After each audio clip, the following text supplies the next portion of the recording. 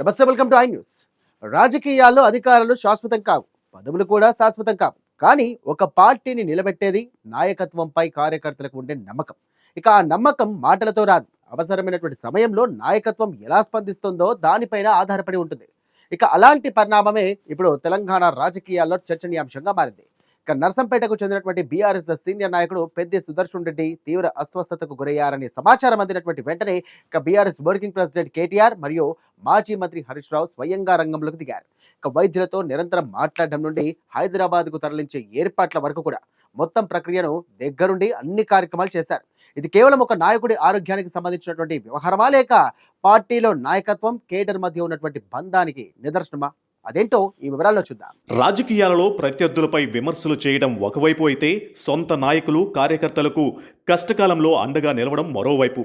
ఎన్నికల సమయంలో ప్రతి పార్టీ కార్యకర్తలను కుటుంబ సభ్యుల్లా భావిస్తామని చెబుతుంది.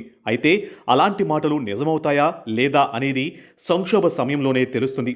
ఇలాంటి సమయంలోనే నాయకత్వం అసలు పరీక్ష ఎదుర్కొంటుంది. నర్సంపేటకు చెందిన బీఆర్ఎస్ నాయకుడు పెద్ది సుదర్శన్ రెడ్డి తీవ్ర అస్వస్థతకు గురయ్యారనే సమాచారం అందిన వెంటనే పార్టీ అగ్రనాయకత్వం స్పందించిన తీరు ఇప్పుడు చర్చకు దారితీసింది. పార్టీ వర్గాల సమాచారం ప్రకారం కేటీఆర్, హరీష్ రావు పరిస్థితిని ఎప్పటికప్పుడు తెలుసుకుంటూ వైద్యులతో మాట్లాడారు. చికిత్సలో ఎలాంటి జాప్యం జరగకుండా అవసరమైన చర్యలు తీసుకోవాలని సూచించినట్లు తెలుస్తుంది. సుదర్శన్ రెడ్డి ఆరోగ్య పరిస్థితి విషమంగా ఉండడంతో మెరుగైన వైద్యం అందించేందుకు హైదరాబాదుకు తరలించాలని నిర్ణయించారు. అత్యవసర వైద్య సేవలు అందేలా యశోద ఆసుపత్రిలో బెడ్ అందుబాటులో ఉండేలా ముందస్తు ఏర్పాట్లు చేసినట్లు పార్టీ వర్గాలు చెబుతున్నాయి. అంబులెన్సు ఏర్పాట్ల నుంచి వైద్య బృందంతో సమన్వయం వరకు మొత్తం ప్రక్రియను కేటీఆర్, హరీష్ రావు దగ్గరుండి పర్యవేక్షించారు. మార్గమధ్యంలో ఎలాంటి ఇబ్బందులు తలెత్తకుండా స్థానిక పార్టీ నాయకులతో పాటు వైద్య సిబ్బందితో కూడా నిరంతరం సంప్రదింపులు కొనసాగించినట్లు తెలుస్తుంది.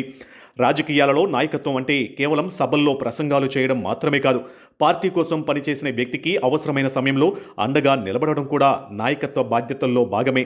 ఈ సంఘటనల్లో కేటీఆర్, హరీష్ రావు చూపిన చొరవతో బీఆర్ఎస్ శ్రేణుల్లో కొత్త ఉత్సాహం కనిపిస్తుందని పార్టీ నాయకులు చెబుతున్నారు. కష్టకాలంలో పార్టీ నాయకత్వం తమ వెంటనే ఉందనే నమ్మకం కార్యకర్తల్లో పెరిగిందని వారు అభిప్రాయపడుతున్నారు.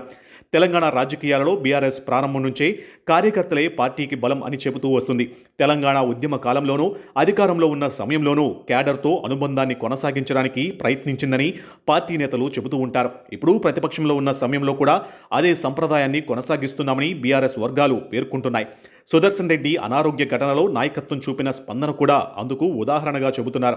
అయితే రాజకీయ విశ్లేషకులు మరో కోణాన్ని కూడా ప్రస్తావిస్తున్నారు. ప్రస్తుతం ప్రతిపక్షంలో ఉన్న బీఆర్ఎస్కు క్యాడర్ను మరింత బలోపేతం చేయడం అత్యంత కీలకమని వారు చెబుతున్నారు. అలాంటి సమయంలో నాయకత్వం ప్రతి కార్యకర్తకు అందుబాటులో ఉందనే సంకేతం వెళ్లడం పార్టీకి సానుకూలంగా మారే అవకాశం ఉందని అభిప్రాయపడుతున్నారు. ఇలాంటి చర్యలు కార్యకర్తల్లో విశ్వాసాన్ని పెంచడమే కాకుండా భవిష్యత్ రాజకీయాలలో కూడా పార్టీకి బలాన్ని అందిస్తాయని విశ్లేషిస్తున్నారు.